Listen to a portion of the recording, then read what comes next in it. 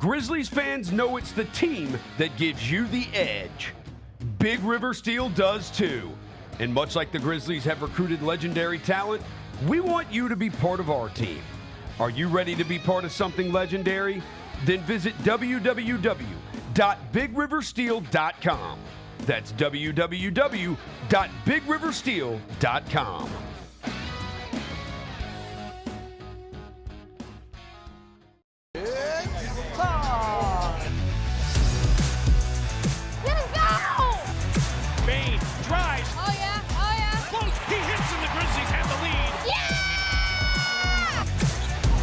With a knockaway. Good defense. Durant attacking, spinning, hanging, and hitting. Let's go.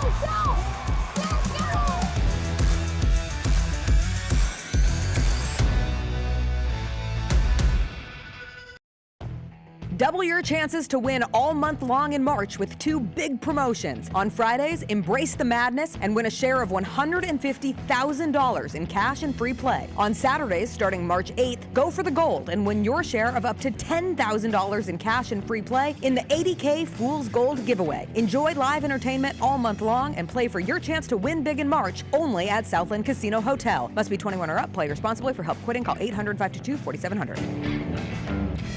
I need cameras to capture every waking moment between Russell Wilson and Jameis Winston on the same team. The pregame prayers will be generational. Because that's preacher and a deacon. That's what we're talking about here. That prayer's going to be 40 minutes. We're going to miss the anthem. Tune in to the Jessica Benson Show with CJ Hurt live every weekday at 8 a.m. on YouTube at Grind City Media and the official Grind City Media app.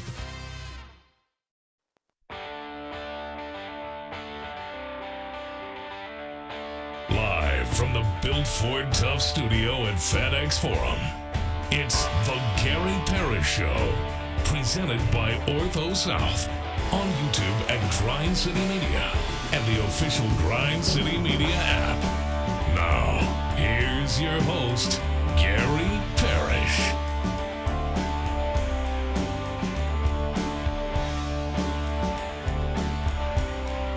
All right, I'm here. My name is Gary Parrish. I'm speaking to you from the Built Ford Tough Studio, FedEx Forum. We're in downtown Memphis. Bennett Doyle's right there, producing the program. Glad he's with me. Glad you're with me. Hope you're getting through the day best you can.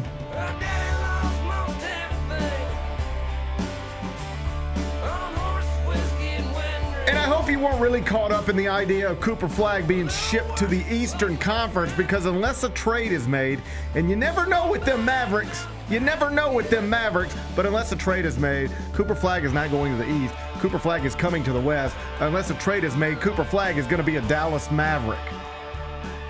I don't like the idea of watching franchises getting rewarded for making stupid decisions. I got a bone to pick. We'll talk about it momentarily. First, though, quickly, let me set today's schedule for you. When I finish this open, we're going to take a break, come back, do 5 more things you need to know, at which point we're going to discuss 5 previously undiscussed stories. Among them, the NBA playoffs will continue tonight with 2 more games. It's a closeout opportunity for Indiana.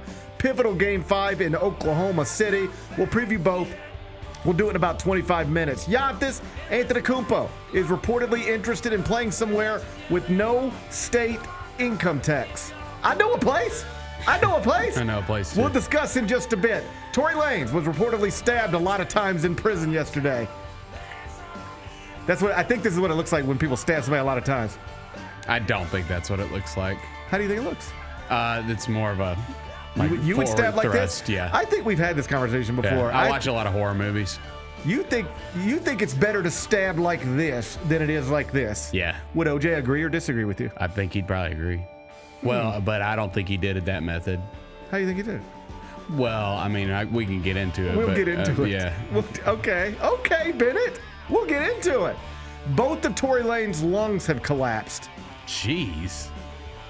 That's rough stuff, man. If you're wired to feel sorry for a dude who shot a woman in the foot. Yeah. What goes around comes around, I guess Bennett. so. Sometimes what goes around comes around. We'll discuss a little later on in the show. The Minnesota Vikings are taking a big European vacation this season. One that is actually historically unprecedented for an NFL franchise. Tell you more about that. We'll do it in the second segment. And Bennett sent me a video of Tom Cruise on top of a building this morning. I'll ask him what's going on there. Okay. I've seen Tom Cruise in the news quite a bit lately. Yeah. He's got a new girlfriend. Yeah, he does. Woo, buddy. Woo. He's doing well. He's doing all right. We're going to talk to Bennett about Tom Cruise. We're going to do that during a segment we call 5 More Things You Need to Know. Then we'll eventually do GP's Carryout, and we'll call it a day. So that's the rundown. We got a lot to get to. But I did want to start in the NBA because it was a big night in the NBA. First, because the lottery order was set. And then because the Celtics and the Warriors, 2 championship franchises, were both pushed to the verge of elimination with their stars injured. Let's start with the lottery. Okay. Congratulations to Dallas. F the Mavericks. Congratulations to Dallas. That's the angel on my shoulder. Yep. F the Mavericks. That's the devil on my shoulder. Okay. Congratulations to Dallas. I root for people, broadly speaking. So congratulations to Dallas. I'm happy when good things happen for folks, whether they deserve it or not, broadly speaking. So congrats to Dallas. But F the Mavericks, because though I try to be happy for people when good things happen to them, I don't like it when people or franchises or entities benefit from stupid decisions. And last night, it became undeniable that the Mavericks benefited from their stupid decision. They traded Luka Doncic for unreliable Anthony Davis, and that stupid decision landed them in the lottery.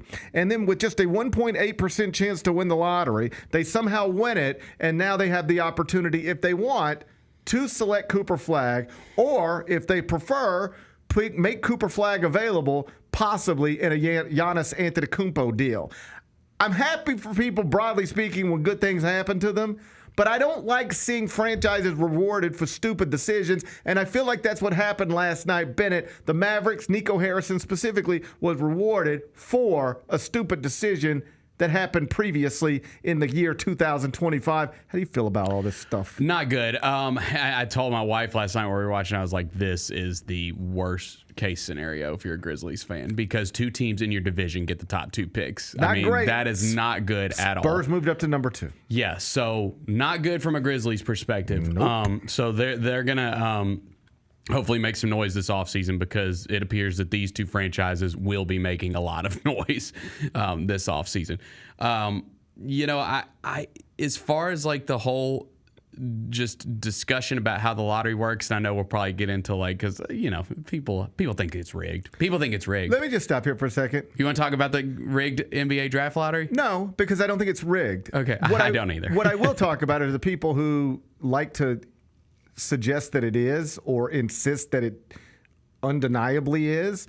Like, I've really cut down. I don't know if you've noticed, Bennett. Mm-hmm.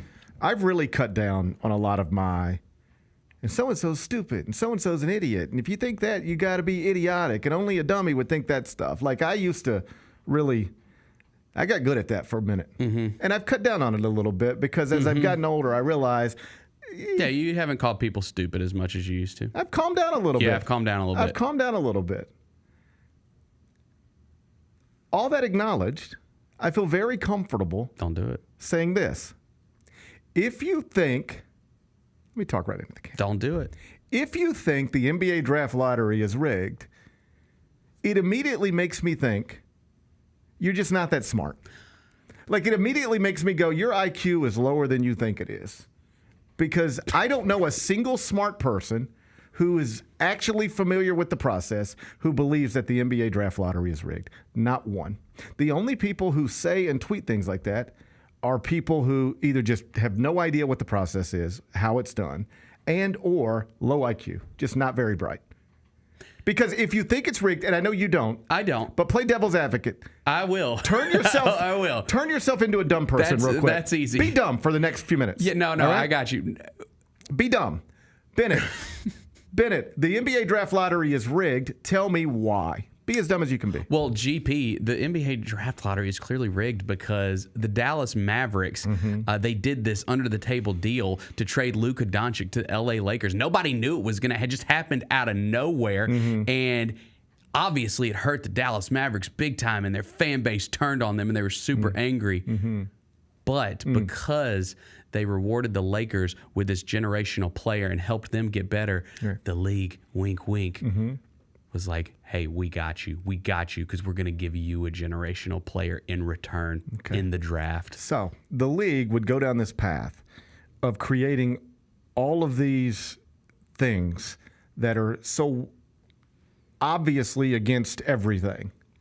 They would do all of this stuff at the expense of other franchises and at the risk of the credibility of their league so that they could move a Luka Doncic to L.A. and then move a Cooper Flag to Dallas. If you're really powerful enough to do stuff like that, why wouldn't you just keep a Luka Doncic in Dallas and then just figure out a way to get the Lakers a pick somehow and then just figure out a way to get the Lakers to win the lottery and then just have Cooper Flag go to L.A. and you can keep the Mavericks completely out of the deal? None of this makes sense when you say it out loud. It's so stupid. It doesn't first off, part of the conspiracy previously was, well, the Mavericks are trying to be so bad so they can move to Las Vegas. So you've got to just really run this thing into the ground. Well, if that's the conspiracy you had at the trade deadline, how does giving them Cooper Flag make any sense? It's fair. It's just stupid. I don't know how else to say it. And anybody who's ever been in the room will tell you two things. One, it's just so obviously not rigged. Okay? But two, even if they were trying to do it, we're all in here. There's no way to do it. We're all watching this go down. It's just ping pong balls.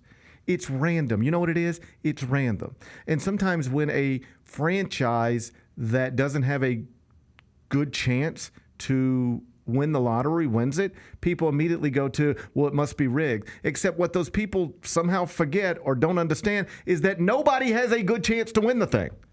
There are franchises with better chances than others. So, yeah, there were franchises that had a better chance than the Mavericks to win the lottery because the Mavericks only had a 1.8% chance. But do you realize nobody had a better than 14% chance? Not Washington, not Utah, not Charlotte. So nobody's got a good chance. Nobody is, quote, supposed to win the lottery. It is more likely that anybody wins it other than you if you're in it. So that's why these things somehow get twisted up. It's well, the Mavericks barely had a shot. Well, nobody had a good shot. Yeah, they barely had a shot, but nobody had a good shot. And somebody has to win it, and that's the way the ping pong balls came out. I don't want to say anything about what happened in 1985 or 1992 or 2001.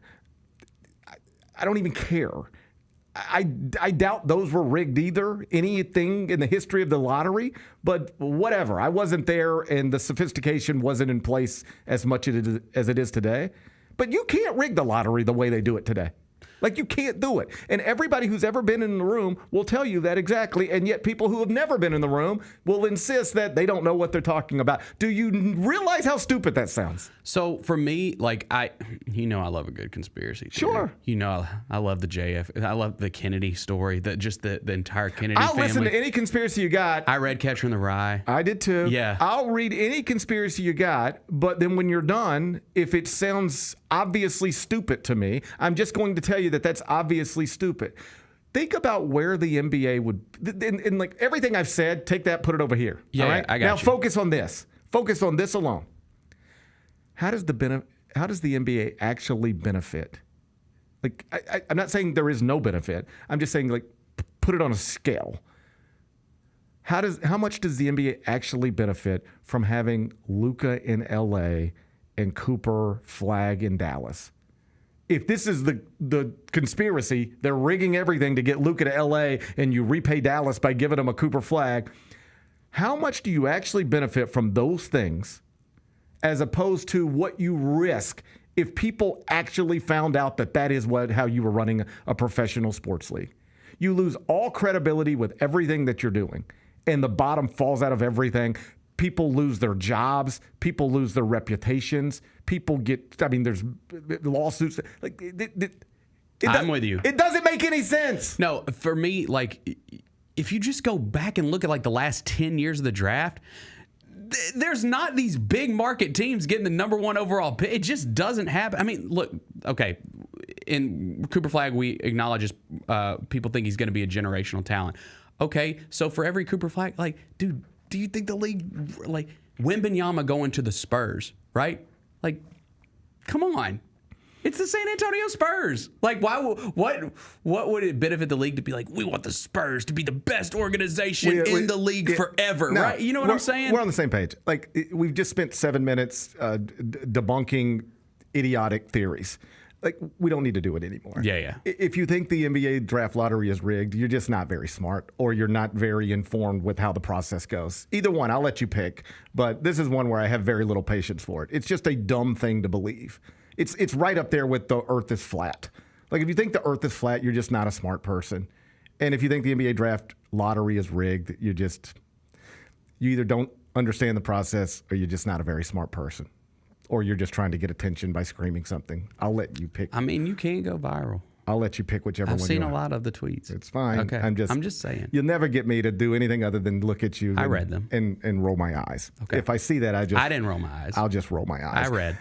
All that said, I hate that the Mavericks won the lottery.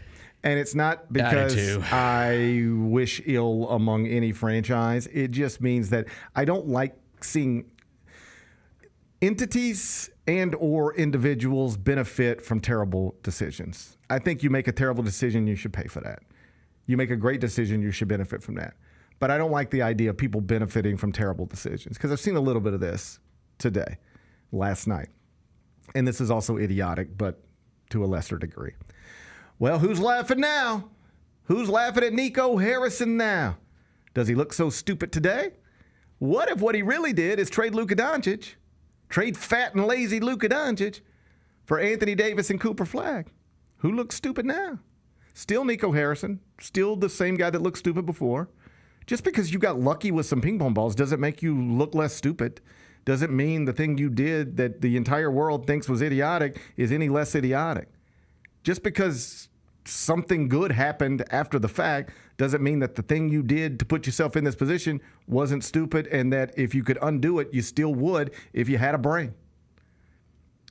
Yes, the decision to move Luka Doncic probably pushed the Mavericks into the lottery and probably led to them being in a position now to select Cooper Flagg, or either flip Cooper Flagg, perhaps for somebody of the level of Giannis Antetokounmpo. That's all great stuff for Dallas. It doesn't mean that trading Luka Doncic was smart. Sometimes good things happen after dumb decisions. Bennett, I know you've been in a casino.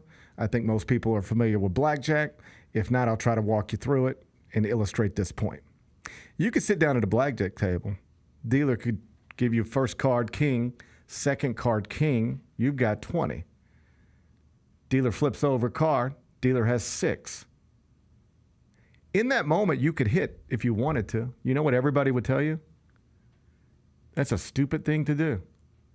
It's about the same thing people would tell you if you ever said out loud you were thinking about trading Luka Doncic to the Los Angeles Lakers. They would say, that's a stupid thing to do. You don't trade Luka Doncic to the Lakers. He's a 25-year-old generational talent. And whatever his issues are with food or beer, he's still first-team All-NBA every season. You don't trade people like this. You try to get through to them, but you don't trade them. You try to get through to them. You try to change some habits if you feel it necessary, but you don't trade them. That's a stupid thing to do. Also, sitting with 20 against a 6 at a blackjack table, a stupid thing to do. If you try to hit that, right? You hit that, that's stupid. But you could do it. It's up to you. You're in control. The dealer will look at you and say, what do you want to do? It's up to you. Just like if you run the Dallas Mavericks, trading Luka Doncic is up to you. It's a stupid thing to do, but if you want to do it, you can. You could hit that 20. It's stupid. You know what you might get? An ace.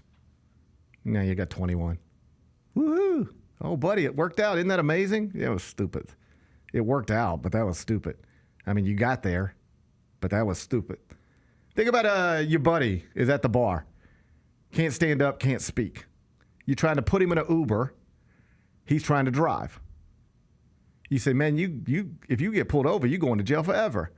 And if you get pulled over, like that might be lucky, because the other thing that could happen is you smash into a tree, even worse, a pregnant woman. Buddy, you need to get in this Uber. No, I'm going to drive home. I think it's stupid for you to try to drive home right now. Well, I'm going to drive home anyway. Then your buddy actually gets home, parked right in the garage, texts you, I made it home. Who's stupid now? And it's still you, congrats on it working out. You made it home. Thank God. But, like, that was still a stupid thing to do. Hitting on 20 against a 6, stupid thing to do. Trading Luka Doncic, stupid thing to do. So did they benefit from it in this way by getting lucky with some ping pong balls? Sure. Yeah, of course. Still a stupid thing to do. Still the dumbest trade in the history of American professional sports. And still something that will follow Nico Harrison around until he no longer has that job. But I will say he now does find himself in an interesting place because option A is obviously draft somebody who most people believe is a generational talent and can be the face of a franchise, an 18-year-old Wooden Award winner. And option B is putting him in a package for Giannis Antetokounmpo. And there are smart people on both sides of that debate. What would you do? I would draft Cooper Flag because if my goal is just long-term job security, Giannis is like, and granted, he has said that he wants that they have a short window, like they want to win the championship within the next, 2 years or something like that. So even though he did acknowledge that, I would still take Cooper Flag because I know I've got this guy locked in for years on my team. And if he is a generational talent, then I got him, right? Here's where I'm at. If I own the franchise, I draft Cooper Flag. In part because Kyrie Irving's hurt. Yeah, he's probably not going to play next year. And or at least it won't be for a long time. Yeah. And there is an argument that says, hey, you don't need him till the end anyway. That's true. Are you watching the playoffs? The end's the only thing that matters. That's right. All right? That's right. So I can hear all of that. If I own the franchise, I think I just draft Cooper Flag. And I say this is a gift from the basketball gods if you believe in stuff like that. We made a terrible decision, and somehow they're trying to make it right with us. No, not a rigged lottery, but just like sometimes random coincidences happen, and here's one. We got lucky. Let's not punt on this as well. I understand. I think that's what I would do if I were the owner. Because if you draft, if you trade for Giannis and you have an older AD there, Kyrie's an older player too. Klay Thompson. Yeah, Klay's older. Like your window is really like 2 years maybe. Okay, yeah. So here's the thing. If I own the franchise, I think I'm just going to ride this Cooper Flag thing and see where it takes us, particularly because Kyrie is hurt right now. But if I'm Nico Harrison, you could really double down on the time is now, defense wins championships. I mean, I would not be shocked if they do it just based on what he has said. Here's the 2 things he said. Yeah. Our window is right now, and defense wins championships. That's his 2 main things. Mm-hmm. Right now. Everybody keeps talking about Luka in 10 years. I'm talking about winning right now. Windows now, defense wins championships. An 18-year-old, as great as he might be, ain't going to help you win a championship now. I mean, he might, I guess, but like not as much as 30-year-old Giannis Antetokounmpo would. So if you're Nico Harrison, you might go, hey, nobody really believed in our window is now, defense wins championships, and that's why we're trading Luka Doncic theory. But people are going to have to pay attention, and if I'm running out a lineup with Giannis Antetokounmpo, Anthony Davis, Derek Lively, and Kyrie comes back healthy. No, Klay can still make shots. You can't argue with that.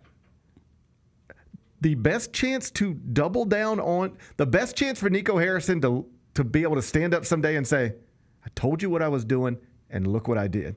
The best chance he has to ever do that is by making a Giannis Antetokounmpo deal, because by the time Cooper Flag becomes whatever he's going to become, you might not even be there anymore. That's right.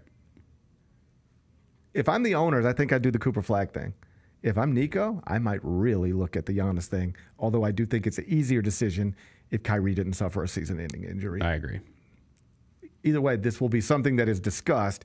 And obviously, it becomes a non-starter if Giannis, at least it would become a non-starter for me if Giannis does not indicate pretty convincingly that he will sign an extension with me. I'm not just doing a 2-year Giannis deal. I'm not giving up the career of Cooper Flag for 2 years of Giannis. That's where I'm at. I don't think. So I would need to know that he wants to be here and was willing to sign an extension. But if I'm Nico Harrison and I've already done what I've done, I want to be clear. If I were Nico Harrison and I didn't do the Luka deal, I would just keep Luka, put him with Cooper Flag, Kyrie, and let's see what this looks like. Let's see where this takes us. But once I've already done the Luka deal and emphasized defense wins championships and the window is now, I would at least consider seeing if there's a Cooper Flag deal that could get done to bring Giannis to Dallas and actually, on paper, look like a contender as soon as next year. I would at least consider it, and I guarantee you they'll be talking about it on ESPN every morning for the foreseeable future. Let's get to the games. Hey, real quick, before we get off the draft, what do you make of like the teams with the worst records only getting the 5th and 6th pick, and the Jazz and the Wizards, and Charlotte's at 4? This is the way we do it.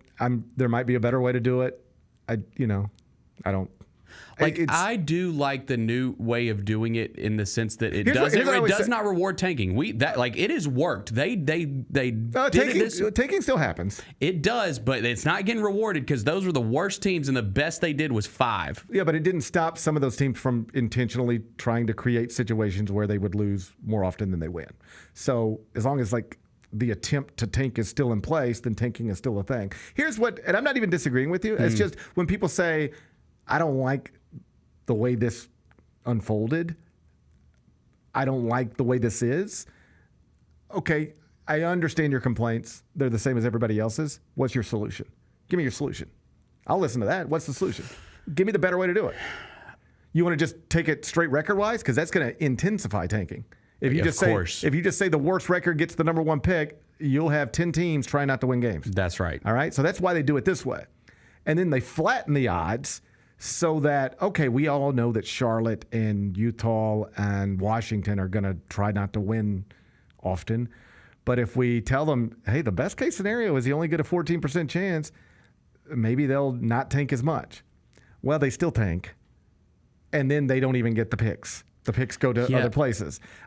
I understand all the flaws, but somebody got to come up with a solution. Right, because the thing is what do you want? If you're a team like Charlotte, what do you do? How do you get good if you're a team like the Charlotte Hornets? How do you get good if not through the draft? Well, I mean, that is how you do it, but that's the challenge for everybody. Yeah. How did Boston get good? No one's signing with the Charlotte Hornets. So the only way you're going to be able to build a championship team is through the draft. Except that is the most common way to do it. Like the Celtics are your reigning champs. They drafted Jason Tatum. They drafted Jaylen Brown. And they drafted their 2 best players. Mm-hmm. So how does Charlotte get good? Draft Jason Tatum and Jaylen Brown. Yeah. Draft those guys. It's always a combination of luck and development and evaluation. But the Celtics are the reigning world champs, and a lot of that is just incredible evaluations. Even the Jason Tatum draft, they would have taken him number 1. That's right. And they knew Fultz went 1. And then they knew Lonzo was going to go 2. So they knew they could move down and still get the guy they would take number 1. That's just smart basketball stuff. Mm-hmm. Look at Oklahoma City right now, literally the favorite to win the championship. How do you ever get good in Oklahoma City? You find Sam Presti. Yeah. Let him run the thing. He'll get you good. If you can get good in Oklahoma City, you can get good in San Antonio. There's no reason you can't get good in Charlotte other than there have been things in place that prevented you from doing it, whether it's ownership, front office, coaching, development. You tell me. But, yeah, the Lakers will always have advantages. I think the Knicks theoretically could have some advantages. Maybe a place like Phoenix, maybe a place like Miami. But for the majority of these franchises, Memphis, Milwaukee, Charlotte, do you have smart people running your stuff? And do you get lucky? That's the combination. Smart people and a little bit of luck. The worst combination is bad luck and not smart people. Yeah. That gets you run. That's how you're the Wizards for decades. Yeah. But smart people get a little luck. There's no reason you can't become Oklahoma City. You might just forever be Washington and Charlotte, but the same possibilities for you to become Oklahoma City are there the same way they were there for Oklahoma City. Nobody just snapped their fingers and decided Oklahoma City needs to be the franchise that has the MVP and is the favorite to win the championship. They built that, and they largely built it the same way if Charlotte's ever going to get good, they would need to build it there. So my thing with this is what I feel like the draft lottery is. It's something that will never be perfect and will forever be complained about it. And it doesn't matter what we do. You could have complaints about it, and I say, okay, homework assignment, come back tomorrow, tell me what you would do. And we could do it your way, and people would complain about it. Yeah. It's just going to be one of those things probably forever. So I don't get caught up on it. I recognize it's flawed. And when something like last night happens where it looks like franchises that aren't really in bad places are going to have the best shots to get great. Man. And the franchises that are in sucked. terrible places had their opportunity to add generational talents decrease, then I understand the frustration. Yeah. If I were a Hornets fan or a Wizards fan, I'd be frustrated today. So I get it. I just don't know I don't know that there's a perfect solution out there. I'm with you. Now let's talk games. Interesting night, man. And I just assumed we'd come in here and the main story would be the Mavericks winning the lottery, and I guess it is on some level.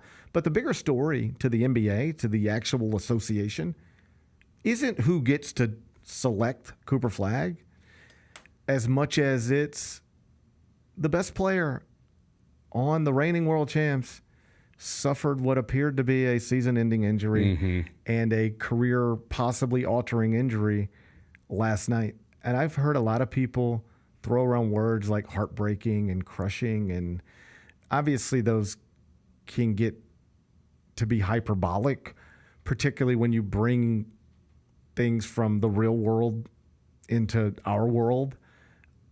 And I hope people understand that, and we don't always have to preface every conversation with, I know there's a war in Gaza. Yeah. All right? Like, no kids got blown up last night. We get it. In There's Midtown levels. Manhattan. Yeah, right. All right?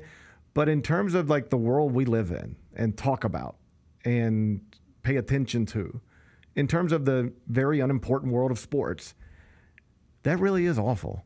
And that really is heartbreaking, and it really is crushing to watch a guy who, by all accounts, is just an awesome young man, an incredible father, an involved father, a great leader, somebody who has been questioned throughout his career. Are you really good enough to do what it is they're trying to make you do, which is bring another championship to Boston? Can you play with Jaylen Brown? Can you be the face of this thing? Can you guys coexist? Will you ever break through? He took a lot of criticism, had to answer a lot of questions, and he eventually gets it done. And is in a situation where I don't know if he's going back to back, but I can tell you that if the Celtics were to get past this Knicks series, they would be the favorites to win the East at that point, given where Cleveland is now. They would be favored over the Pacers, and then they would be favored to be in the NBA Finals, and there would be plenty of people picking them to beat whoever emerges from the West. Over. Yeah. Over. Just like that. Over. Just because Jason Tatum tries to do the most normal basketball movement that you could do, that he's done a million times. And I know we don't have an official diagnosis yet, but it didn't look good. It looked like what it looked like, and we've seen what that looks like. And his reaction. Yes, that's the he other knew thing. something really they bad always happened. know. They always know. Yep. Kevin Durant, you could see it. He knew. When this thing happens, you've seen it. Like every one of these players at this point, they've seen that happen to somebody else. Then they've heard that person say what it feels like. I heard a pop. It felt like I got shot in the back of my leg. They all describe it the exact same way. So when you feel that, you know what it is. And you see him get helped off the court, placed into a wheelchair. You see him in tears in the tunnel. And it might have been because that was such a painful experience, but more likely, it was a moment where he realized, I'm not going to win back-to-back championships. I'm not going to open next season. I'm not going to play basketball again for a while. And to have all your dreams just ripped away so abruptly, particularly when you're having an all-time great performance. He's got 42 points in the Garden. Yeah, for sure. I mean, they were going to lose that game anyways. They were probably going to lose that game. But even still, even down 3-1, dude, like, I mean, I told you at the beginning, after the Knicks won that second game, I was like, Watching it, it feels like the Knicks are just scratching and clawing and fighting for everything, and it just comes a little bit easier to the Celtics. Like, I thought until they were actually done and lose the series, I didn't think they were out of it. Well, because the thing the Celtics had held on to was, all right, we were down 2-1 in the series. That's one way to look at it, and the most important way to look at it. But we had been up 20 points in every one of these games. That's right. All right? We gave game 1 away after being up 20, gave game 2 away after being up 20, went up 20 in game 3, crushed them. We're fine. Like even down 3-1 with Tatum, I would not have said that they're done. Well, down 2-1 at Madison Square Garden in game 4, they were still heavy favorites to win the series. Do you realize this time yesterday, even though the Celtics were down 2-1 and the Pacers were up 3-1, the Celtics were still bigger favorites over the Knicks to win the series than the Pacers were over the Cavs to win the series. Pretty wild. That's how statistically dominant Boston had been over the Knicks, even if the scores didn't align with that. When you combine everything that happened in the regular season, all that data, with the way games 1, 2, and 3 had unfolded, even if the Knicks had won 2 of the 3, all of the data suggested Boston is still in control of this thing. And I was never as convinced of that as others because, like, I don't know. The Knicks are up 2-1 and they got home court advantage. Mm-hmm. And if they are to win tonight in the Garden, then you're up 3-1 and good luck coming back from that. Not many teams do without LeBron James. But I was also not ignorant to the numbers, and I was interested that the Celtics were still down 2-1 without home court advantage, significant favorites over the Knicks. But now you go down 3-1 and you lose Jason Tatum. You realize the Knicks are now favored to win the East. Man, that'd be wild. That would be wild. The Knicks are right now favored to win the East. Yeah. Because the Pacers are favored to eliminate the Cavs. And then the Knicks will be favored in a 7-game series over the Pacers. And I'll combine that real quick with the second game last night, make a point, and then we'll move on. Because in the second game last night, Minnesota 117, Warriors 110. So the Timberwolves take a 3-1 lead, just like the Knicks have taken a 3-1 lead. And that, of course, happens with Steph Curry in street clothes. And it was just sort of, did you see the pregame when they were all meeting in the tunnel? So it's like the Warriors team huddle in the tunnel. And they all then walk out of the tunnel, and the camera stays on Steph. And he just sort of, you can probably find this on Twitter, he just sort of waves to him like this. He's like that. And it's like almost like a parent dropping off his kids at summer camp. Like, all right, guys, good luck. I hope you have a good time. I'll be here when you're done. Do your best. It was like a father waving goodbye to his kids. Yep. Like, I wish I could be there with you. I wish I could be there with you, but go out there and give it your best shot. It was just sort of like it was a funny moment. And then, of course, they go out there and they competed, but they're just not good enough. No, they're not good enough without him. That's the problem. They're just not good enough without him. No, that Minnesota team's good, and Jimmy just wasn't good again last night. I don't know. I think I'm a huge Jimmy Butler fan. He needs to be your second best player, not your best. Yes, he needs to be your second best player, not your best. At this stage in his career. Yes. He needs to be a second best player, not your best. And without Steph, everything gets hard. And even Jimmy Butler would tell you that. And so now Minnesota is up 3-1 on Golden State. Now the Knicks are up 3-1 on the Celtics. And the Pacers are up 3-1 on the Cavaliers.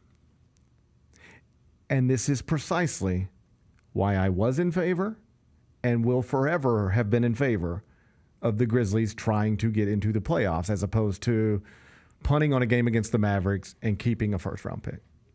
What did I tell you? Even before we knew what was going to happen in these playoffs, what did I tell you? You get in the fight because you don't know what the fight's going to look like.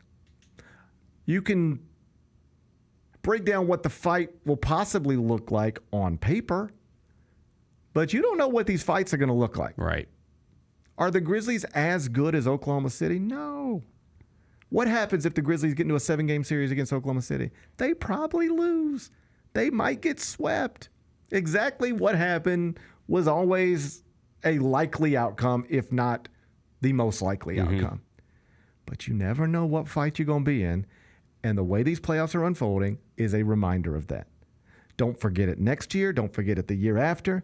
Get in the fight. Yep. Get in the fight, because you don't know what the fight's going to look like. I'm in New York all winter. Do you know what Knicks fans said? It sounded just like Grizzlies fans.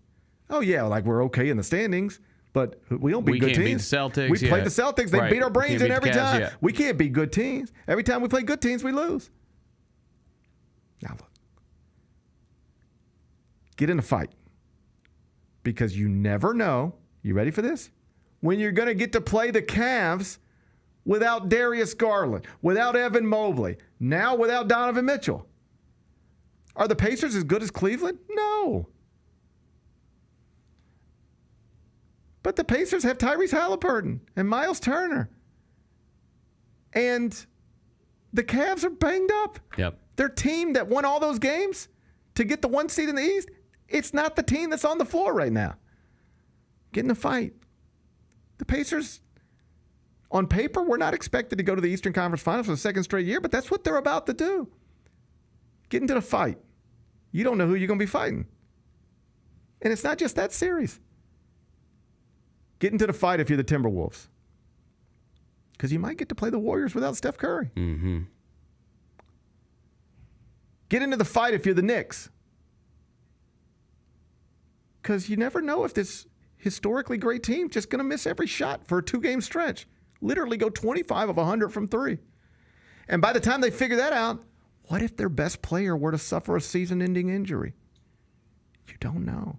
Oh, and by the way, Porzingis, like a big piece of that championship team, he ain't right. He's not healthy. Right. Are the Knicks as good as the Celtics? No. No, we watched 82-game season. They're not as good from a record perspective, from a advanced metrics perspective, and then we watched them head-to-head. They're just not as good. Celtics in 5. Get in the fight. What if you could steal one in Boston, then steal another one? And then by the time the Celtics figure you out or just start making the same shots they've been making all year,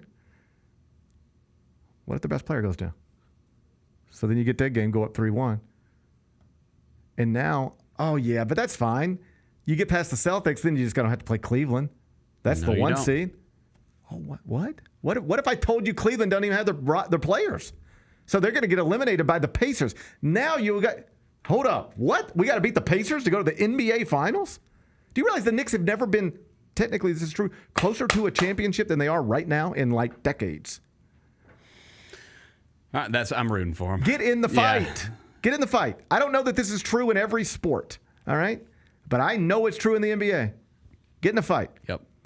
I know it didn't break the Grizzlies' way. That series ended up with Shai Gilgeous-Alexander doing what he does and John Morant in street clothes, all right? Not to mention Brandon Clark, Jalen Wells. I know it didn't break the Grizzlies' way. But guess whose way it didn't break last season? The Knicks. They were in a Game 7. Didn't have a team. Everybody got hurt. That's true. Now, they're benefiting from other teams' misfortune. This happens every year. The best season in Grizzlies history is a byproduct of, yes, the core 4. God bless them forever. It's a byproduct of other teams' misfortunes. It's a byproduct of that. Probably more than anything else, if we're being honest. The Knicks are going to be in the Eastern Conference Finals, and it might end up being because Jason Tatum got hurt. That really might be what it comes down to. Jason Tatum got hurt, so the Knicks went to the NBA Finals or went to the Eastern Conference Finals, and then were favored to get to the NBA Finals. Hey, who cares how you got there, right? You think there's Knicks fans today sitting around going, yeah, this is fun and all, but like, right. No, you don't apologize for it. You just enjoy it, and you feel fortunate that the ball's bouncing your way now as opposed to the other way, because that's a franchise that's seen it both in less than 12 months. They were possibly in a position to do something nice, and then they looked up and everybody was hurt. So, season over. Now they're in a position to do something nice. They're relatively healthy. Other team's best player just went down. They're probably going to move on. Ball bounces both ways. Last season, wrong way from New York. This season, right way for New York. Get into the fight. I'll forever be in favor of this. The one exception I would make would be like you're in a one-game situation, play in, same type of deal. You win it, you go to a 7-game series against the 1 seed. You lose it, you keep a first-round pick. And, oh, by the way, I can already tell you John Morant and Jaren Jackson Jr. are out for the rest of the playoffs. Well, now let's talk. Now let's talk, because without them two, we ain't going nowhere anyway. Now we'll talk. But as long as, which was the case this season, Ja, Jaren, and Dez, your 3 best players, whatever your 3 best players are, maybe it'll stay that way, maybe it'll be something else. But if your 3 best players are healthy, get in a fight. Yeah, get in a fight, because you never know when somebody else's best player isn't going to be healthy. In Boston right now, the best player is not healthy.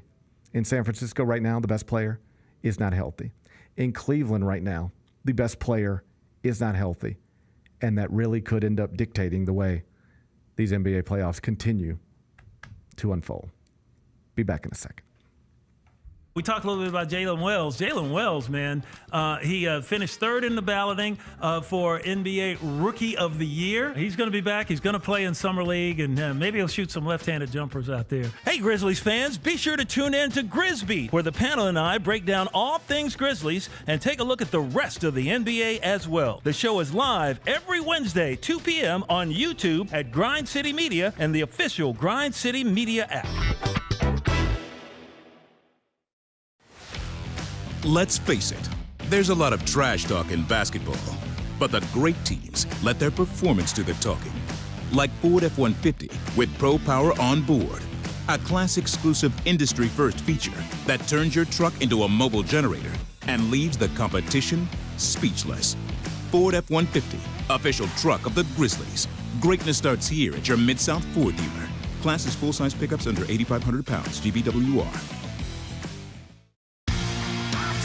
Shinedown. Dance Kid Dance Tour. Live in Memphis. FedEx Forum, Saturday, August 30th. With special guests, Bush and Morgan Wade. Get tickets now at livenation.com. Shinedown, live in concert. For more, visit shinedown.com. The other thing that came out this week that we were talking about innovation and Nike and all that, they dropped these $900 hyper boots that 900. I mean, they're a recovery shoe apparently that you wear after sports, whatever. Who's buying it? Because all the athletes that we see, they're gonna get seated this. So who's gonna actually pay $900 for this? The Sneak Fest Show, live Tuesdays at 2 p.m. on Grind City Media on X, YouTube, and the official Grind City Media mobile app.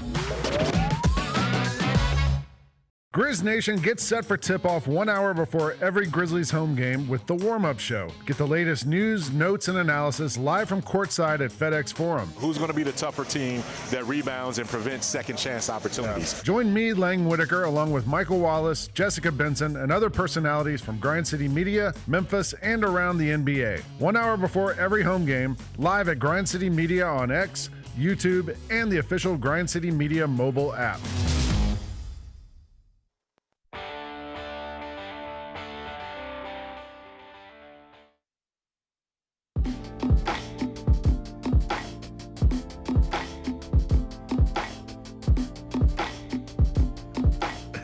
Orthopedic injuries can be unpredictable, unforeseen, and unscheduled, and Ortho South understands this better than anyone. Since your injuries don't make appointments, you don't need to either, and that's because Ortho South welcomes walk-ins during the weekdays and the evenings and even on Saturdays. So next time an unforeseen injury makes an unscheduled appearance in your life, visit orthosouth.org to find your nearest urgent care location. Just walk in, and Ortho South will take care of everything, especially you. Learn more at orthosouth.org. That's orthosouth at orthosouth.org.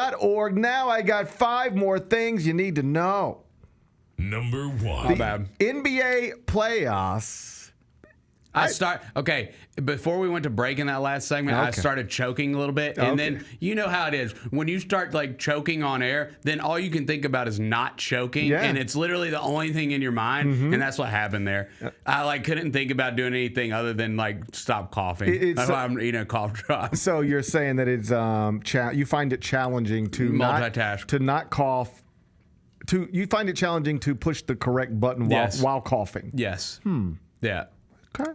My brain was only focused on the one thing, and that was just stop coughing. Sounds like you have all the prerequisite to be an air traffic controller in the year 2025. I don't know if I'd be good at that job. Well, that's my point. I don't think you have to be. I might be better than some people. That's my point. I don't think you have to be, Bennett. That's what I'm trying to tell you. Yeah. I don't think you have to be very good at that job. True. You know what? I shouldn't say that. That's probably not fair. That's probably not fair to air traffic controllers, because you know what I think is actually true? Air traffic controllers are amazing, but they're overworked. That's right. Overstressed. That's right. You got too many men and women trying to do the job of 2 and 3 different men and women. We don't need to criticize our air traffic controllers. We need to uplift. and better support them. Yeah. I think we should better support our air traffic controllers. Okay, is that something? I think so too. Is that something you could get behind? Yes, that is something I can get behind. We have 2 NBA playoff games tonight. What's going on? The playoffs never stop. No. I kind of like this rhythm we're in. I love it. I love the playoffs. I like the playoffs. That's another reason is like this sounds like a simpleton. But you talked about all the reasons why, getting in the fight and everything in the last segment. I just like making the playoffs because the playoffs are fun, man. It's fun. Yeah. This is a thing that I sometimes talk about. Often fan bases like place the bar at like championship or bust. Like they look at something and they go, is this good enough to win a championship? And if they say no, they say, blow it up then. What are we even doing this for? Because it's fun to be good. It's fun to be good. It's fun to be good. Sounds simple, but it's true. Yes, it's fun to be good. Yeah. You know? This franchise has never been great. I mean, I don't mean to say that, but like, it's never been great. It's never been great, but it's been fun. Yeah, it's almost always. It's been good way more often than not. It's been good more often than not, and fun. You've created a whole city of people who live and die with this stuff, and you've done it without ever actually being great. There has never been a moment in franchise history where people who don't own multiple growl towels thought the Grizzlies were actually about to win a championship. Right. That's never been a thing. No. There has never been a moment where Zach Lowe was like, I think this is the year the Grizzlies are going to win the whole thing. No, there's been moments when we've gotten into the postseason and it's like, this might be the year. But I agree with you. Or like, give it 2 more years and let's see. Right. But there's never been a moment where if you said, all right, look at the Grizzlies. They about to win a championship right now. Look at them. People would say yes. But it's still been fun. That's right. We've still had some good times. And so it's good to be good. I enjoy it. I enjoy it. The NBA playoffs, rank your playoffs. NBA playoffs, NFL playoffs, Major League Baseball playoffs, Stanley Cup playoffs. Ooh, rank your playoffs. Okay, I mean, that's tough. I do like me some NFL playoffs, man. That's good stuff. I'm so in the minority here. NFL would be like at best 3rd for me. And I know that makes me a nerd, but like that's where it would be. Okay, for me. I would go. Okay, this is not. I would go NBA number 1 because the team that I love the most is an NBA team, right? Yeah. So that's why I would go number 1. Okay. Yeah. Number 2, NFL. Okay. Number 3. Wait, what were they all? I mean, you could go NHL, MLS. You can do whatever you want. I don't care. And then I go MLB, NHL. I would go Major League Baseball 1. No, I love absolutely baseball not. playoffs. Absolutely I not. love it. I love the way it feels. I love the way it smells. I love the way it sounds. I love the way it looks. I love that chill in the air. No, I like it too. I mean, I love it, but the team that I like never has a chance. Yeah. Like that's the thing. Even when they have an amazing regular season, they get in and it's like, okay, well, this is over. Like NBA playoffs theoretically mean more because this is my hometown. Yeah, and like this is where I work, and great on-court basketball stuff leads to great things for downtown, for our city, for us. Like it's like this is the most important thing. So NBA playoffs will be up there as well. Like I don't. Yeah. Like if I didn't have an NBA team, then I would say NFL number 1 by a mile. It would be. NFL But playoffs are here's the thing: amazing. for me, it's MLB and NBA 1 and 2 in some order. NBA is just so it just takes forever. It just feels like we do it forever. It's like 2 seasons. It really is 2 seasons. I mean, yes, Yeah. it feels that way. So, but whatever. Like I'm looking for there's compelling stuff on television tonight. I don't know about that first game, but there's compelling stuff on television tonight, and it's been that way every night. Like last night was a compelling night in the NBA, and the night before was, or at least the day before, was a compelling day in the NBA. And tonight, we get 2 more games. Pacers opportunity to close it out on the road in Cleveland. But even if they lose it, they go back to downtown Indianapolis with an opportunity to close out. Yeah. In the betting markets now, in part because of where the Cavaliers are from a health perspective, the Pacers are favored to get out of this series and advance to the Eastern Conference Finals. And then we get what should just be tremendous stuff in Oklahoma City in an 8:30 tip on TNT. It's Game 5 Nuggets Thunder, and this is the one series that's actually tied 2-2.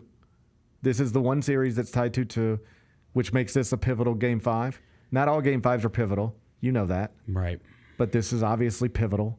I like to call it a must-win. Not a must-win, just pivotal. It's pivotal. Yeah. I like pivotal. That's good. No, you don't understand how 7-game series work. No, that's okay. I like pivotal. Game 5 tied 2-2 is pivotal. If it's not tied 2-2, it's not pivotal. Then it's just could be a closeout game, could be a must-win situation, but it's not pivotal. But series tied 2-2, now we got a pivotal Game 5. Now, if Oklahoma City wins tonight, the Nuggets going to find themselves in a must-win situation. If the Nuggets win this tonight, then the Oklahoma City Thunder are going to find themselves in a must-win situation. But neither team is in a must-win tonight. Okay. Just pivotal. This is just pivotal. Okay. How you feel about a pivotal Game 5? It's my favorite kind of Game 5.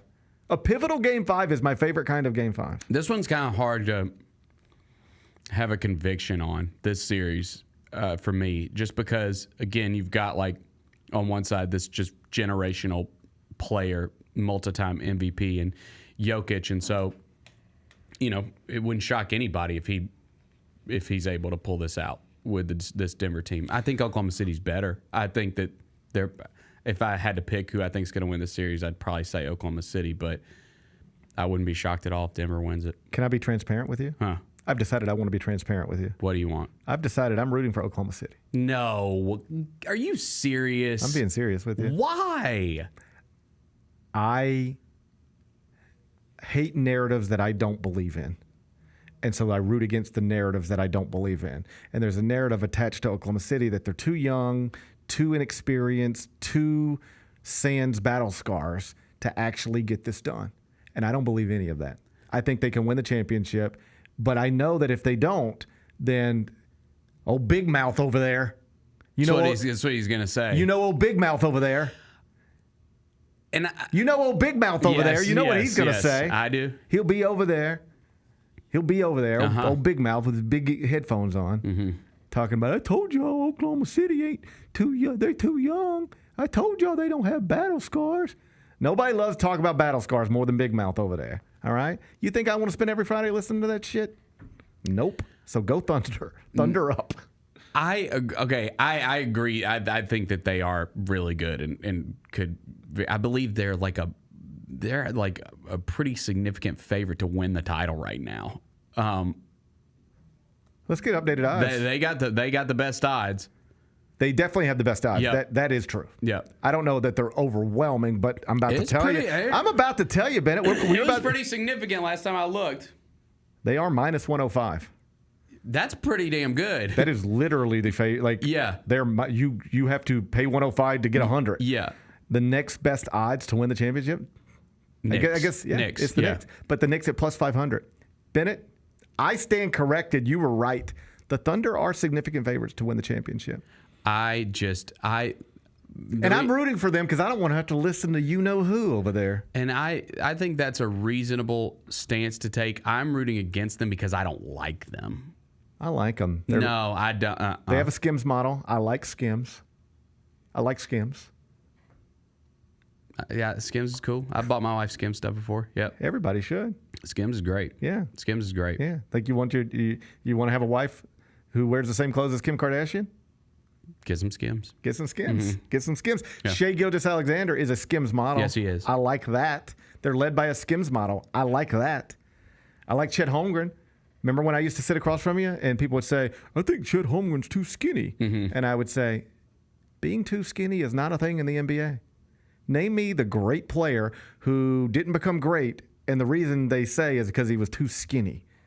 It's not really a thing people say. But they've it's really not. But folks have just decided they're going to say that about Chet Holmgren. Too fat, that is a thing. Too skinny, people don't fall short of greatness in basketball because they're too skinny. I have watched him get put in the basket a few times these playoffs. I like being right about Chet Holmgren. I told you Chet Holmgren was going to be great, and he already is. And the ceiling is very high. So I like Chet Holmgren. I like Alex Caruso. I didn't like what he did to Jaren Jackson Jr., but I do like Alex Caruso. I like the way he makes things happen. Mm-hmm. I like the way he shades his... I'm a member of the ball community. I respect it, too. He's a member of the ball community. Thunder up. Thunder up. No, absolutely. That's gross. Don't ever say that in that microphone again, please. Thunder up. Dude. Now, That's disgusting. You should feel ashamed saying that. I don't feel ashamed. Yeah, you should. Thunder up. No, absolutely not. I don't feel ashamed. I will never root harder for a team than I will for the Denver Nuggets tonight. Thunder up. No, sir. Now, where I will become conflicted is if we get to an Oklahoma City, Minnesota thing. Because then I have to put my disdain for old Big Mouth over there and his narratives. Mm-hmm. I have to balance that out against my love for Mike Conley. What do you do there? That's tough. That's a tough situation, not to mention Naz Reid. It's going to be hard to root for either of those teams if they get to the West Finals. See, I like both of them. I like Anthony Edwards just because I think he's funny. I mean, I wouldn't want to be his child. It would just be tough to... I wouldn't want to be his son. No, I wouldn't either. Or daughter. Jesus. But I like Anthony Edwards because I think he's funny. I would not want to be his son or daughter, but I do think he's funny. It'd be tough to... As long as he's not your dad. It'd be tough. in going to court to try to get to never see you or talk to you or even know your name. It wouldn't be funny if you were on the wrong side of that. But, I'm not on the wrong side of that. Anthony Edwards is not my father. That's what I'm trying to tell you. So I can appreciate his sense of humor. Yeah, it's why I'm rooting for the Nuggets because I would have a clear rooting interest in the West because we acknowledge Warriors are done, right? They're done here. Minnesota's going to get back.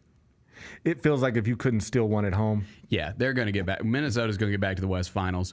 So I can't between them and OKC, it's going to be hard for me to decide. I guess because of Mike. I mean, I love Mike Conley, right? He's one of the greatest players in franchise history. So I guess I could get behind that.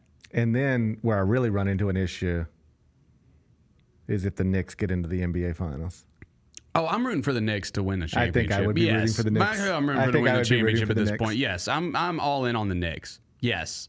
That's a cool story. The greatest story. It's a great story, and that's a fun team. Everything about it's fun. It's easy to root for that team. Jalen Brunson's fun. Literally, the way they play is everything that we have loved about every Grizzlies team that tough. we have loved. Yes, that's it right there. They're tough, and then there's Timothy and Kylie. That was cool too. Just everything about it's great. Yeah, I think the thing I want more than anything else right now would be the Knicks to win the championship. But short of that, I'll go with the Thunder. Thunder up. Gross. I don't want to have to listen to you-know-who talk about battle scars I could care all less. summer. Yeah, He'll be over there with his talking about battle scars all summer. I don't want to hear that. No, I don't want to hear that. No, I don't want to see him hoist a trophy. Thunder up. Thunder up. Okay. Number 2. Giannis. One day after... Why are we doing this? One day after it was reported that Giannis Antetokounmpo is open to leaving Milwaukee, yep. It has also been reported that he is interested in possibly playing for a franchise located in a state that has no state income tax. I know one. I know one too. I know one. I live in one. I don't live in one. Oh, I do. I pay state income tax. I live in a state with no state income tax. Do you? Is it a big? Right here. Is I'm it in it now. Is it a big deal? Is that a big deal? Well, he said it. I mean, it's obviously a big deal. No. I know it's a big deal to him if he says it's a big deal to him. Yeah. But should it be? We'll get to that in a second. Is it a big deal? Do you? I don't know because I'm not filthy rich, but I would assume it's pretty good, right? Here's the thing. I've never even really thought about it. Right. I pay state income tax, and I guess the way I'd rationalize it is, my house never gets broken into. Yeah. There's one place to start. Beyond that, I don't know how else to say it, but you take my house and put it in Collierville,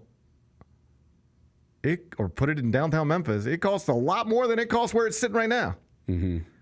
Like, if I told you what I paid for my house when I bought my house, you'd be like, what? I want to know now. Well, I'll tell you off the air. Yeah. But I'm just like, so, yeah, I pay a state income tax, but, like, the cost of living down there, it's different.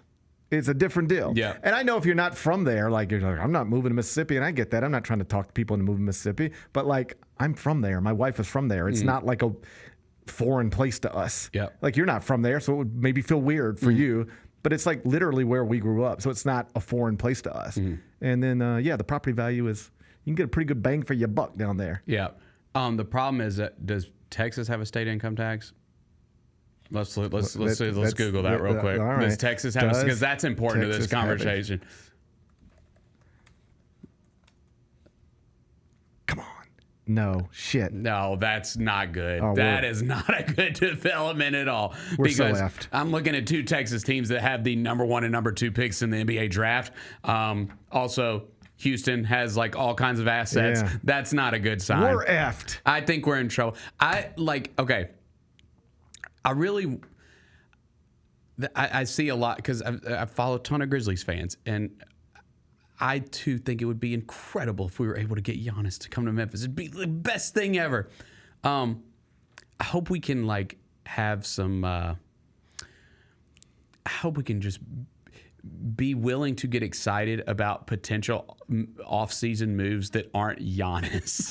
That's setting the bar really, really high. We're probably not going to get Giannis. He probably doesn't want to come here. But we can still do other things that makes this team better, right? God, I hope so. God, I hope so. Here's what I would say. First off, the Giannis thing, they're going to keep talking about it in every NBA market until something's done. Right. And what could you possibly? And we'll have fun with it if we ever need to. Yeah. But you're probably not going to get Giannis. He probably doesn't want to come here. There's probably other places that have more assets to get him. Mm-hmm. There are, as we've detailed, other states with no state income tax. You're probably not going to get Giannis. But if you're ever confused about whether the Grizzlies would like to, if it were possible, don't be confused. I had somebody tweet me and Vernon and somebody else last night, and they were like, I'm paraphrasing here, but the question was something along the lines of, would you be willing to give up Jaren Jackson Jr.? Would you be willing to do a deal for Giannis Antetokounmpo if it meant giving up Jaren Jackson Jr., but if it also meant winning a championship? Well, yes, of course. Yes, I would give away Jaren Jackson Jr. to win a championship. I'd be willing to do anything to win a championship. Then I give you away to win a championship. Right. I give you away. Right. Then I give you away. Yeah. I wouldn't actually give you away. Yeah. I wouldn't give you away. I just don't want us as a fan base to set ourselves up for disappointment because I think it's probably unlikely that Giannis, if it happened, it'd be the best day ever. It's it'd be definitely amazing. unlikely. Yeah. Yes. It's possibly possible. Definitely unlikely. But if for whatever reason Giannis, if Shams reports, and the wild thing people don't realize about Giannis is he grew up listening to Elvis and has always been. We know he loves the Memphis Wings. We saw that viral video years ago. Has always been intrigued about living in Elvis's hometown. Unless Shams, if Shams were to report something like that, all right, Giannis might want to come to Memphis. Yeah. Let's do a deal. Let's find out if he's into Elvis. We need to find out if Giannis is into Elvis, and if not Elvis, at least Glorilla. Yeah. We know he likes the wings. We can get you a lifetime supply of lemon pepper wings. I think that's easy. I think Glow can help us with Damian Lillard, but I don't know if she can help us with Giannis. Maybe not. And I don't think we want we don't even need her help with Damian Lillard anymore. Right. Right. He's busted up. Yeah. He's busted up. Yeah. So I don't think we're going to end up with Giannis, but it's fun to think about. And until it's done. Until it's done. I would say this. We can dream. I find it, maybe this is why I'll never have $700 million. I just find it hilarious that somebody like Giannis is thinking about state income tax. I know. Shouldn't it matter almost not at all to somebody? And I know it's millions of dollars in theory and blah, blah, blah, blah, blah. But the idea, if I were signing $300 million contracts, I think I would just be like, I just want to live wherever the best place for me to live in the best situation that I can be in, regardless of whether there's a state income tax or not. Yeah, so Roser just sent me this thing about James Harden when he moved, and it said if Harden stayed in Houston, he would have paid $3.26 million in state, city, and jock taxes, according to Celebrity Net Worth. In New York, he'll be paying $16.89 million in taxes. So yeah, but it's a significant difference. Yes, but the part of that difference is you get to live in New York. Right. As opposed to Houston, Texas. That's true. It's like people are like, oh, you know how expensive it is to live in Southern California? Yeah. You know how awesome it is to live in Southern California? Up until, it catches on fire, earthquakes, stuff like that.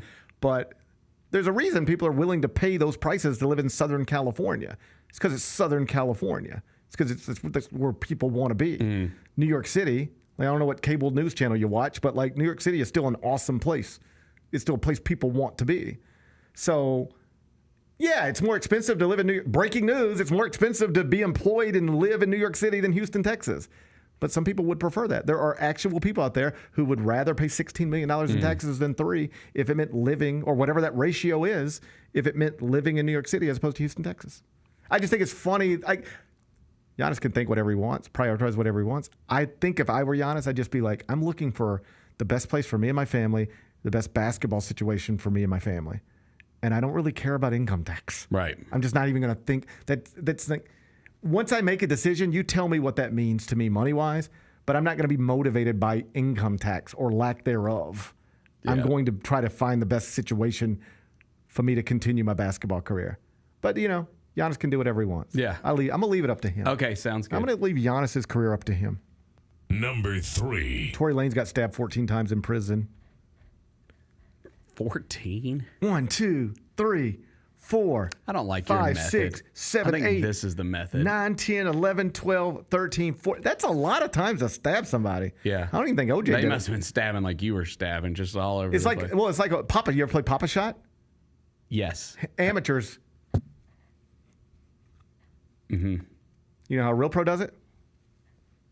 Oh, the two-hand method. Okay. You know when this comes in handy? When you got to stab somebody 14 times. I don't think so. You learn on Papa Shot. Just like Karate Kid, Mr. Miyagi, wax on, wax off. You think you just learned how to wax a car. What you really learned is how to deflect I like this method. shots. I know you like that method, and I'm not against that method. I'm just saying I'll hit you with an overhand one, too. I feel like that could be boom. Yeah, but once you see, Bennett, you don't even know. You don't even know. I would hit you with the overhand. What would you do? Block it. Okay, show me how. Boom! Got you. Then you're using my method. I know, but I set you up with my method. Okay. Look at this. Do it again. It's like a shot fake. What you doing? Boom! Got you. Yeah, okay. Fair enough. That's good. Look up here. Look up here. Here comes OJ. Boom! Got you. In the ribs. You're done. Tory Lanez got stabbed 14 times. Can you imagine? No, I That's really a lot of can't. times to have a knife inserted in you. Well, now here's the thing though: is it's not like somebody had like a butcher knife from a kitchen. Like it's probably like a toothbrush that was like sawed into like a little pointy object, right? Like it's still that'll get you. It obviously did. Both his lungs collapsed. Damn, that sounds horrible. He had to pick his lungs up. That sounds insane. Yeah. How do you even survive that? Don't you need at least one of them to breathe? I thought so. I thought you had to have at least one. Maybe not. Huh. Do I look like a doctor? I don't know. Do I look like a lung doctor? Yeah, I guess not. Look at this. What are you doing? Boom! Got you. It's a setup. You fall for it every time. You fall for it every time. Now you're bleeding out. You fall for the same trick every time. You would be a terrible knife fighter. Yeah. You wouldn't be a good knife fighter. I think I'd be okay. There's no evidence that you would be okay at knife fighting. I would be pretty good at knife fighting. Really? I have knives. I got more knives than you do. I got way more knives than you do. How would you even know? You didn't see my knives. I got more knives than you do. Come on. Did I have a lot of knives? Look at me. I got more knives than you do. I mean, I would bet. Based on appearance, you probably have more knives. I got more knives than you do. You probably have machetes and shit. I don't have a machete. Do you have a machete? I do not have a machete. I do not. No machete. If you think you would be a good knife fighter, prove it. You ready? Uh-huh. Here I come. What you gonna do? Block. Boom! Got you. No, I got my. But it took you 8 times to figure out your defense mechanism. You won't have 8 times in real life. Okay. I got you that first time. All Boom. right. Now you're bleeding Good. out. Great. Now you're bleeding out. Tory Lane's got stabbed 14 times. On one hand, you feel bad for him. On the other hand, he shot Meg the Stallion in the foot. Was this an inside job? There's no indication. Was a call placed? Well, it's been a long time since that happened. According to the For You tab, definitely an inside job. Yes, the For You tab told me that she made a call and that's why this happened. That's on the For You skeptical. tab. That's on the For You tab. Along with draft conspiracy theories. Right. That's it. Yeah, the draft is rigged and Tory Lane's, it's a payback yes. for shooting. Actual reporting suggests probably not connected to Meg the Stallion. But when you shoot a stallion, once you shoot a stallion, there's just a target on your back forever. At that point, I stopped caring about what happens to you. You shot a stallion. Mm-hmm. I'm not sitting around every night praying that you get stabbed 14 times. I'm not wishing for your lungs to collapse. But you shot a stallion. And once you shot a stallion, I stopped caring about what happens to you. I don't want to say you deserve it, but I don't want to say you don't deserve it. You know what I'm saying? Mm-hmm. I don't want to say you deserve it, but I don't want to say you didn't deserve it. You shot a stallion. Imagine, he's paying the price imagine for having that. the options of like laying down with Meg the Stallion or shooting her. Isn't that why he's in prison? Yes, he shot her in the foot. Yeah. Imagine your options on like a Friday night are to lay down with Meg the Stallion or shoot her in the foot. And you decide, I guess I'm just going to shoot her. Think of all the things you could do with Meg the Stallion besides shoot her. You know? Go ahead. Let your mind go wherever it goes. Think about all the things you could do with Meg the Stallion besides shoot her. Like you could go swimming. Yeah. You know? Yeah. You play air hockey. Yeah. Wouldn't you like to play air hockey with Meg the Stallion? Hell yeah. Hell That sounds yeah. fun. It does sound fun. Uh-huh. Instead, he shot her. Why do you think he did that? I don't know. Jealous rage. I guess so. Somebody need to learn some knife skills. Boom! Got you again. That's 11 times I stabbed you right in your ribs. Your lungs are so collapsed. Yeah, I think so. You're a terrible knife fighter, I'm man. screwed, yeah. You are a terrible knife fighter. All right. Number 4. The Vikings are going to Europe. Yeah, they are. Historically unprecedented road trip. They're going to play back-to-back games in Europe. They're touring the entire UK, it appears. They're going to apparently tour the entire UK. How would you feel about this if you were a Vikings fan? Do you like that your team just leaves the country? So, if I was a Vikings fan that you could, first off, NFL ticket prices are super expensive. So, like, if I'm somebody that's like a Vikings season ticket holder that can afford to, go to those games, I can probably afford to go to Europe. And that sounds awesome. Like, I would go to Europe to see my team play. If the Titans played in Dublin, Ireland, which is what they're playing in Dublin, right? The Vikings? The Vikings will play in Dublin and also London, I believe. In London, in back-to-back weeks. Like, if the Titans were playing in Dublin, I've always wanted to go to Ireland. I would probably try to go. I think I would try to go to that. Okay. Yeah, I'm a little more in on the European international thing. I like it. That's surprising. I would have thought you were more of an America First guy. Well, I mean, now we're talking like 1 or 2 games here. Don't mess with the whole schedule now. Oh, yeah, you didn't I'm not trying to move a franchise or nothing. I'm just saying. You didn't strike me as the type that would care about Europe so much these days. Those are my ancestors. Like, come on. You struck me as a little more of America First type of guy. Listen, I mean, I want to play most of my home games on American soil, but if you want to go overseas for a game, let's go. I like a vacation as much as anybody. Like if the Mets were playing in London, I think that would be the type of thing. I'd be like, hey, let's go to London. Dude. Let's take the kids and let's we'll have this forever. Yeah. All right. Okay, maybe I'm not against it then. Yeah, I think that would be cool. I like it. Bennett says he likes it. I kind of wish the Titans would do it. They did. They went and played in London. Shit, were they in London last year? It's hard to say. It's hard to say. But we haven't done Dublin, I don't believe. We do college football in Dublin. That's been a thing the past couple seasons, that week 0 we play in Dublin for some reason. I kind of like the NFL thing. Bennett's for it. If the Titans go to Dublin, I think I'm going to go. Bennett says he's going. He's got a pocket watch already. I forgot my pocket watch today, too. My kid was playing with it. I won't ever leave home without it again. Don't make promises you can't keep. No, I won't ever leave home without it again. Don't make promises you can't keep. It was a hit. It was a big hit. People like it. Like the kids just are like, what is this? Yeah. They're fascinated by it. Pocket watches are nice. And you best believe I was like, be careful. That was very expensive. Do not. Don't but mess just that know. up. But if they do mess it up, I get you another one. I got you. All right. Yeah. I don't want to have to keep. But I want them to believe. I think I've reached a point in life. 70% of my income goes to me buying things I've already bought before. Yeah. My kids just break everything. Just stuff gets broken. I don't want to put it all on the kids, but it is often the kids. Mm-hmm. I just rebuy stuff. Like I go to Amazon and I'm like, I guess I need this, and it'll say you've purchased this 11 times previously. And I was like, well, I needed a 12th time. My kids broke it again. Life's challenging. It is. Life is challenging. Yeah, stuff's always coming up. All right. Number 5. Tom Cruise is standing on top of a building. You sent me a video of it. What's going on with him? Oh my God, I'm choking again. Oh, wow.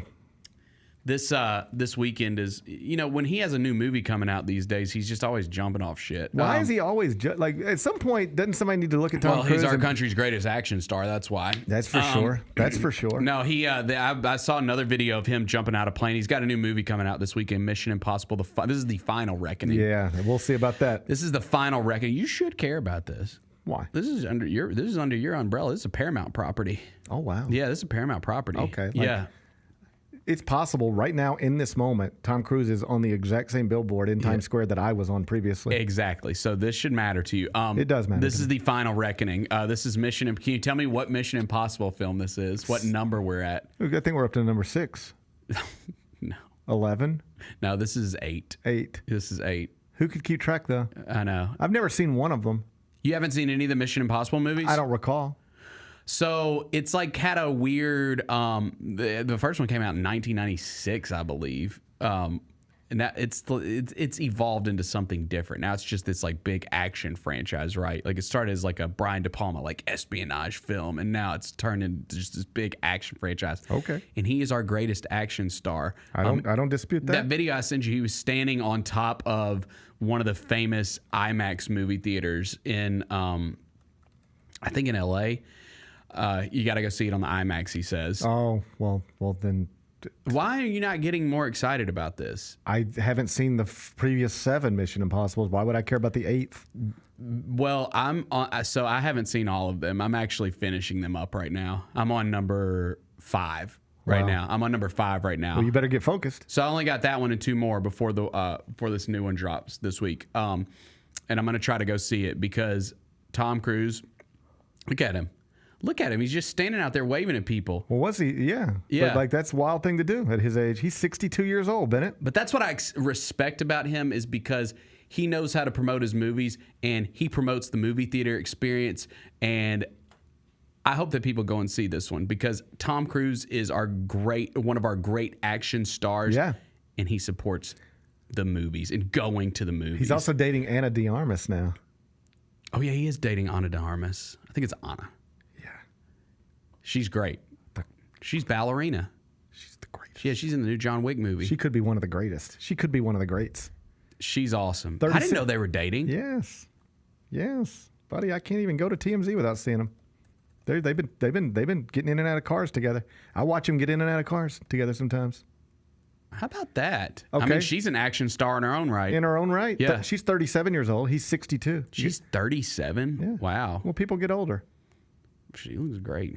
Yeah. Oh, buddy. Yeah, the greatest. 62 and 37, 25, I believe. Oh, that's fine. I think that's fine. Yeah. That's not, to me. Not weird. Not, that like the Belichick, Jordan Hudson. That's a little weird.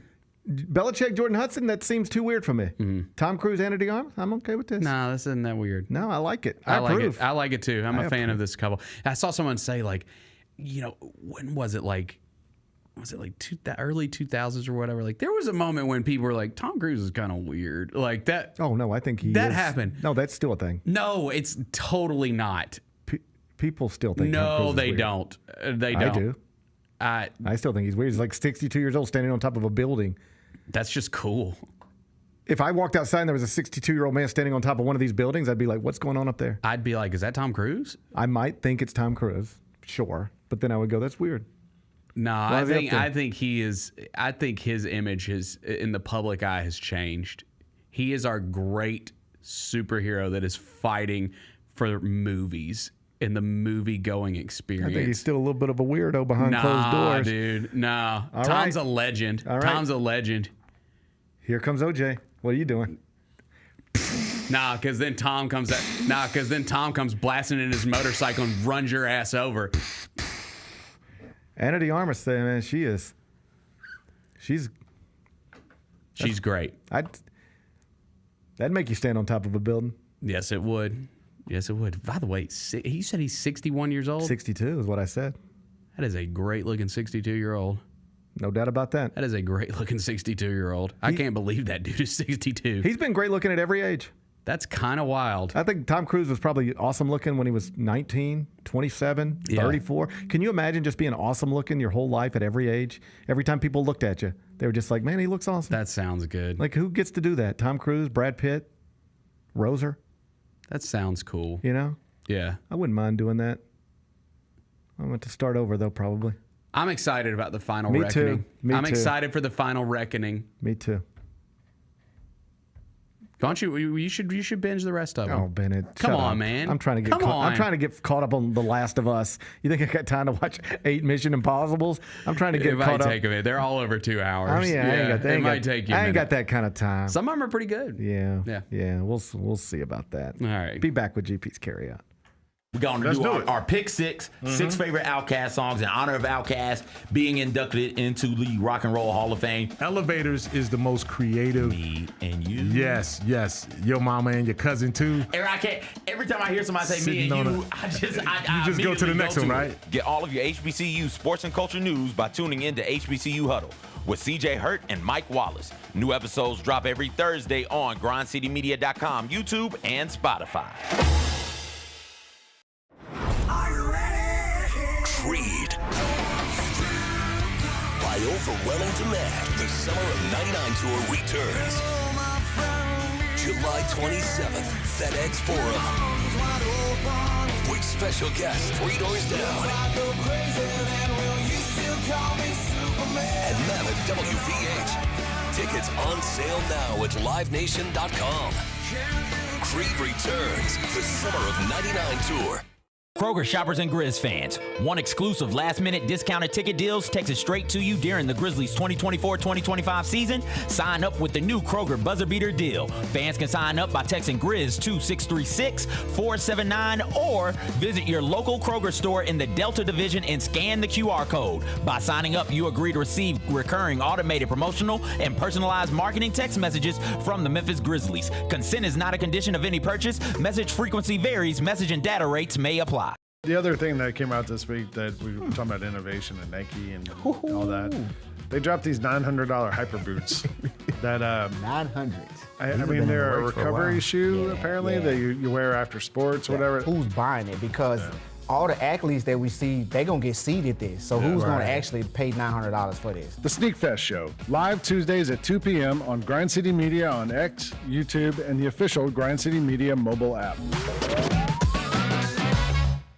Grizz Nation gets set for tip-off 1 hour before every Grizzlies home game with the warm-up show. Get the latest news, notes, and analysis live from courtside at FedEx Forum. Who's going to be the tougher team that rebounds and prevents second chance opportunities? Join me, Lang Whitaker, along with Michael Wallace, Jessica Benson, and other personalities from Grind City Media, Memphis, and around the NBA. 1 hour before every home game, live at Grind City Media on X, YouTube, and the official Grind City Media mobile app.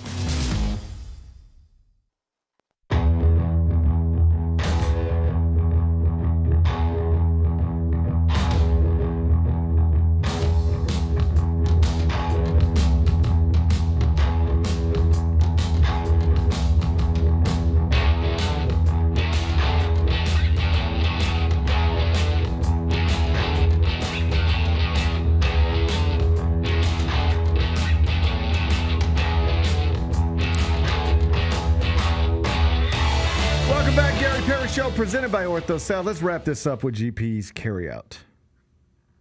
It's time for GP's Carryout. One final segment filled with stuff to take with you.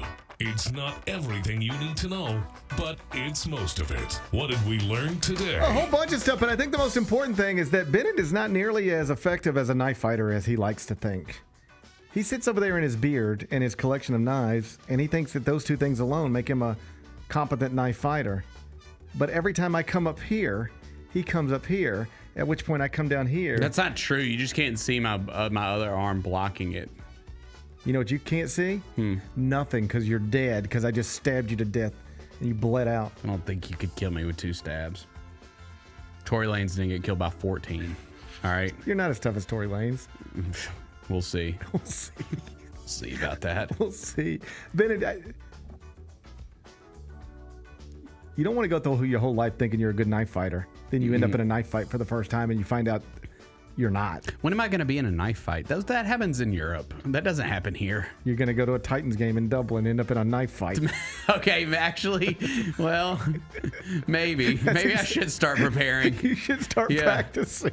Okay. You're going to think you're going to watch Cam Ward play football in Ireland. Next thing you know, you're bleeding out on the streets from a failed knife fight.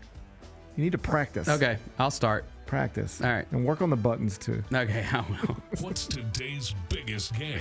I'm taking you to Oklahoma City. It's a pivotal Game 5. Yes, it is. Not a must-win, just pivotal. Just pivotal. Thunder Nuggets, 8:30, TNT. Oklahoma City, 9.5-point favorite tonight. You can get the world's greatest player plus 9.5 points if you want it. How are you going to act? I'll take the world's greatest player plus 9.5. Yeah. Bennett said give him a Jokic. Give him a Jokic plus 9.5. That's a little scary. Give him a Jokic plus the 9.5. That is a little bit scary. I'm going to be honest with you. Give him a Jokic plus 9.5. 8:30 tonight. TNT. What are we watching on TV? Can I interest you in a deadly American marriage? Yes. I don't want any marriages to end in death, but if they happen to and they make a documentary about it, I'll watch that. You know, I prefer no marriages end in murder. Yeah. But if they do and you make a documentary and put it on Netflix, I'm going to watch it. Yeah. A Deadly American Marriage, exploring the killing of Jason Corbett? I don't know who this is. Jason Corbett. I think it's Corbett. That T's silent. 2 T's. Oh, maybe it is Corbett. See what I'm saying? Maybe it is Corbett. See, could be either one. Yeah. Exploring the killing of Jason Corbett during a dispute with his wife and her father. Is it murder or self-defense? You decide. You decide. Hour 42 minutes. It's number 2 on Netflix today. Okay. That's pretty good. That's pretty. Number 2. Top 2. Hour 42. I can handle that. Top 2. Not 1, but top 2. Okay. All right. I'm A in. Deadly American Marriage. A Deadly American Marriage. Hour 42 minutes. Streaming on Netflix right now. What's the best thing we've read? They got mock trades over at CBSSports.com on the homepage right now. Mock trade number 1. Giannis to the Spurs. That I feel like he's going to Texas. Mock trade. I feel like he's going to Texas, buddy. Mock trade number 2. How you feel about this? Kevin Durant to Philadelphia for Paul George in the 3rd pick. You got to core Joel Embiid, Tyrese Maxey, Kevin Durant, Jared McCain. I say no if I'm Phoenix. Good top 3 pick, you get out of the Kevin Durant business. I mean, the Paul George, that doesn't even really count, if we're being honest. You just take a bad Paul George contract, an injured Paul George. You get out of the Kevin Durant business. To get the 3rd pick. You get the 3rd pick. You can add a Trey Johnson. I need more. I know KD's old. I would want more if I'm Phoenix. Bennett said he wants more. Yeah. Bennett says he wants more. Yeah, I need more picks. I think I need more picks. You can go look at all the mock trades in advance of the draft. They're available right now on the homepage, CBSSports.com. What's on tap for tomorrow? Well, tomorrow's Wednesday. We'll be looking back at a fun night of NBA playoff games, getting ready for another night of the NBA playoffs. Chris Vernon will join me in the first hour. Looking forward to that already. That's what that was. Scared me. You see me jump? You ever make a weird sound like in a seat or like that, and you're worried somebody thinks that you farted? That you farted, So then you yeah. kind of try to make the sound again to yeah. prove to them that it wasn't what they thought it might be? That's a classic move. That's what I'm doing right now. If you make the seat fart noise, you try to do it again immediately. That's what I'm doing to you right now. All right? Yeah. Because it's embarrassing if you're just like, oh, that was the seat. Yeah. I didn't fart. No, so you got to Yeah. You have to show them. I can make that sound again. Yeah. Yeah. That's what I'm doing right now. Good. Hey, work on your knife fighting. I will. All right? I don't want you to... I'll report back tomorrow. I don't want you to perish on the streets of Ireland. Okay. All right? Enjoy the rest of your day. I'll enjoy mine. Meet back here tomorrow at 10. Till then, be careful, be kind, be good. Rep your hood. Talk a little bit about Jalen Wells. Jalen Wells, man, he finished third in the balloting for NBA Rookie of the Year. He's going to be back. He's going to play in Summer League, and maybe he'll shoot some left-handed jumpers out there. Hey, Grizzlies fans, be sure to tune in to Grizbeat, where the panel and I break down all things Grizzlies and take a look at the rest of the NBA as well. The show is live every Wednesday, 2 p.m. on YouTube at Grind City Media and the official Grind City Media app.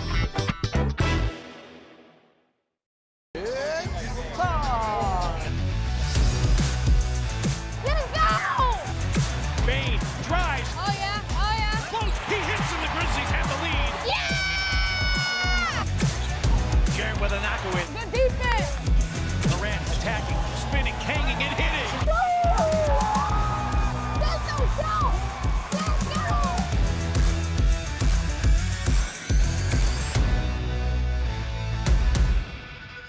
Sonic Radio. Welcome back to Sonic RNDIO. That spells radio with me, the CIO. This just in, the new Sonic $1.99 menu lets you build a crave-worthy meal for just $1.99 an item. Whether that's a creamy shake, crispy tots, or a quarter-pound double cheeseburger. This just out. Ostriches. They're mean, not very cute, and in my opinion, way too big for a bird. Don't miss the Sonic Fun 99 menu. 5 items, always $1.99. Live free, eat Sonic. Tax not included. See menu for details. This week, we're going to run down the hits and the misses from WrestleMania 41. The main event, NXT title on the line, Obafemi versus Trick Williams versus Javon Evans. One of the greatest triple threat matches I've ever seen in my life. I'm shocked. And it made history because it's the first time there's 3 black men highlighting a NXT pay-per-view. Okay. That was dope, too. Tune in to Grind City Wrestling weekly on the Grind City Media app and on the Grind City Media YouTube channel. How about Mr. Irrelevant coming from the Memphis Tigers? Yeah, how about that? New England Patriots Second time. Memphis defensive back Kobe Minor with the 257th overall pick. If you're the player getting drafted at that spot, it's almost better to go undrafted and pick a place as an undrafted free agent to sign with where you have a better chance. But you get a lot of stuff. You get a parade. I think you go to Disneyland, I believe. Mr. Irrelevant goes to Disney? I think so. The Odds Couple, live at 2 p.m. on YouTube at Grind City Media and the official Grind City Media app.